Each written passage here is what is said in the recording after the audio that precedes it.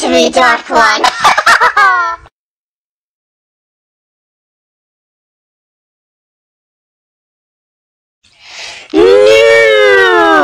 A story dedicated to Deidara by wise guys and thugs. The title says it all. A.N. I'm deeply ashamed about the fact that I miserably failed at making the title to the story. To Iwagakura's opinion, it was a rather nice day. The sun was shining, a nice, relaxing breeze was blowing softly around, and best of all, their senile old Tsuchikage wasn't hobbling around and screeching about his back pains. Nice day indeed. Across the continent, in Kumo, villagers and ninjas alike were enjoying the somewhat calm atmosphere. For one, it wasn't sunny, and for that they were quite glad for, as living in the high altitudes of the mountain did make the sun's rays rather harsher.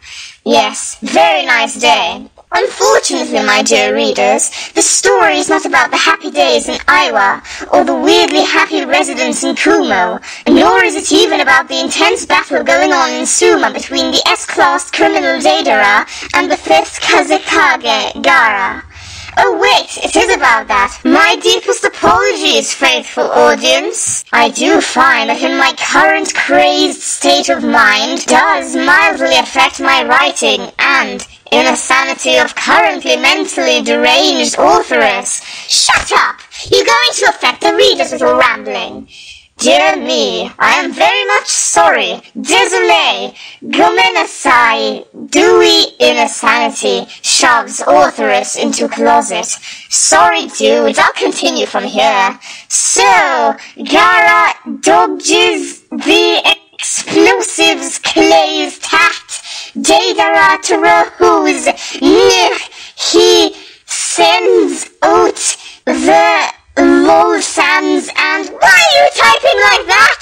Please ignore the violent sounds of bloody murder in the background and kindly direct your attention to this lovely picture of frolicking kittens on the screen. Oh, several minutes later. Now, back to the story. While Aiwa and Kuma were ignorantly enjoying their good fortune, the residents of Suna were currently huddled fearfully amongst the sandstone buildings as they watched the dangerous fight above them. Well, not all of them were fearful. There was a crowd of Gara fangirls cheering the Kazekage on with "We 3 Gara" flags and painted on insomnia rings. Up above, Gara cursed as he deflected off yet another clay bomb with a wave of his sand. Really, the guy seemed to have a limitless store of clay, and if the battle continued like this, he would soon run out of chakra. Raising his arms in another attempt to squash the smirking blonde on his clay bird, Gara's eyes widened as he caught Deidara reaching into his satchel for another lump of clay. From the sudden depletion of the blonde's chakra and the trajectory of his triumphant blue eyes, it was no mistake that he was preparing a much larger and powerful bomb aimed for his village. Crap! Gara swore as he closed his eyes, trying to think of a good plan. I need to stop him, distract him. His sand quivered ever so slightly as a grin threatens to split on Gara's face. Of course, the plan was so Naruto-like, he almost patted himself on the back for thinking it up. Moving quickly, Gara's right arm whipped forward, releasing 2 kunai. Deidara, not expecting the sudden use of normal ninja weaponry by the redhead, was slow to react, allowing the first kunai to pin down his left hand. His right, currently occupied with one of his 2 clay satchels, didn't come up quickly enough to stop the second as it cut off his hair.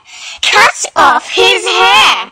Deidara's hands fell back, forgetting all about the bomb and the throbbing pain in his left hand as he blinked confusedly at the scattered blonde strands falling around him. No! Gara Deidara started, surprised at Deidara's strong reaction to his now chin-length hair. Unfortunately, Deidara was currently a little preoccupied to take advantage of his opponent's surprise. Tears of grief streaming down his face, Deidara reached out and snatched a few stray locks, sinking to his knees and sobbing as his fingers inspected his new haircut. Without a word, he turned around and zipped away on his clay bird, shoulders shaking violently as he continued to cry. Suna cheered. The other Akatsuki members didn't say a word when Deidara stumbled back to the base, sobbing and sporting a new hairstyle. They pretended not to notice when he ran up to his room, slammed the door shut, and proceeded to cry at the Pacific Ocean. Itachi blinked. He still looks like a girl.